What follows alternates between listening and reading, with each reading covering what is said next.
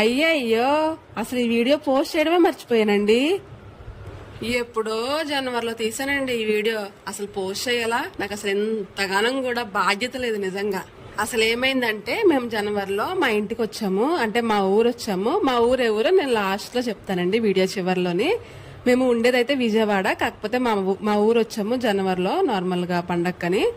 అయితే అప్పుడు మేము సిటీకి వచ్చి బజార్ చేసుకొని తీసుకెళ్తాం అన్నమాట. అంటే మా సైడ్ ఉండే చుట్టుపక్కల గ్రామాలు, మా ఊరి వాళ్ళు, మేమందరం కూడా ఎక్కువగా ఇక్కడ ఈ సిటీకి వచ్చే ప్రతిదీ కొనుక్కొని తీసుకెళ్తాము. అంటే కిచెన్ కి సంబంధించినవి కానీ, బట్టల విషయంలో కానీ, ఫుడ్ విషయంలో కానీ ప్రతిదీ కూడా ఇక్కడికి వచ్చి తీసుకెళ్లి ఎక్కువగా స్టాక్ తీసుకెళ్లిపోయి ఇలా స్టోర్ చేసుకుంటాం అనమాట. అలాగా అయితే మేము విజయవాడ నుంచి మా ఇంటికి వచ్చిన ప్రతిసారి కూడా మేము ఎండు చేపలు, కారం, చింతపండు తీసుకొస్తాము. అయితే ఇక్కడ మేము ఫస్ట్ ఎండు చేపలు తీసేసుకుంటున్నాము. కొన్ని ఎండు చేపలు, ఎండు రొయ్యలు, ఎండు నెత్తళ్ళు ఉంటాయి చూడండి, అవి కూడా తీసుకున్నాము. అయితే ఎక్కువగా వీటితో పాటు జీలకర్ర, గసగసాలు, కొన్ని థింగ్స్ ఉంటాయి కదా, అవి కూడా తీసుకుంటాము. అవి తక్కువ, కాకపోతే ఇవి ఎక్కువగా తీసుకుంటాం అనమాట. ఇక్కడ చూడండి వీళ్ళు రొయ్య పట్టు ఏదో తీస్తున్నట్టున్నారు, వాళ్ళు మంచిగా చేస్తున్నారు. రొయ్య పట్టు చారు కూడా చాలా బాగుంటుందంటే నేను వీడియోస్ లో చూడడం ఎప్పుడు తినలేదులేండి.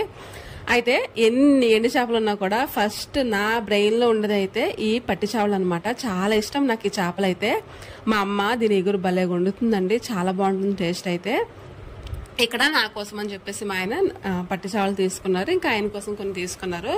అయితే కొంతమందికి ఎండు చేపలు స్మెల్లే పడదంట, అదేమి చిత్రమో నాకైతే అసలు అర్థం కాదు.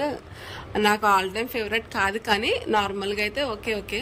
మా ఆయనకైతే ఇష్టంగా తింటారు. ఎగ్, ఎండు నత్తళ్ళు కర్రీ చేసుకున్నాం అనుకోండి, టమాటా ఎక్కువ వేసుకొని, అబ్బా కూర మాత్రం భలే ఉంటదంట. నాకు తెలీదు, నాకు ఇష్టం ఉండదు, నేను తిననది.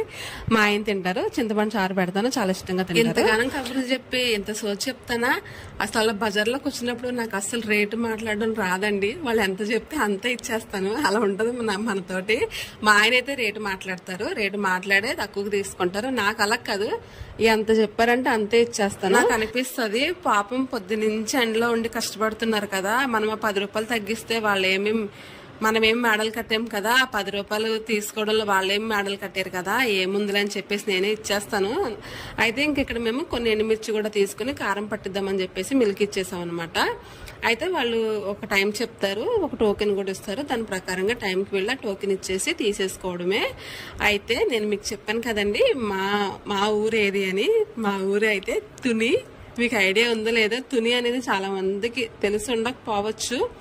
వైజాగ్ దగ్గర, తుని దాటిన తర్వాత వైజాగ్ ఇంకా 1 hour లో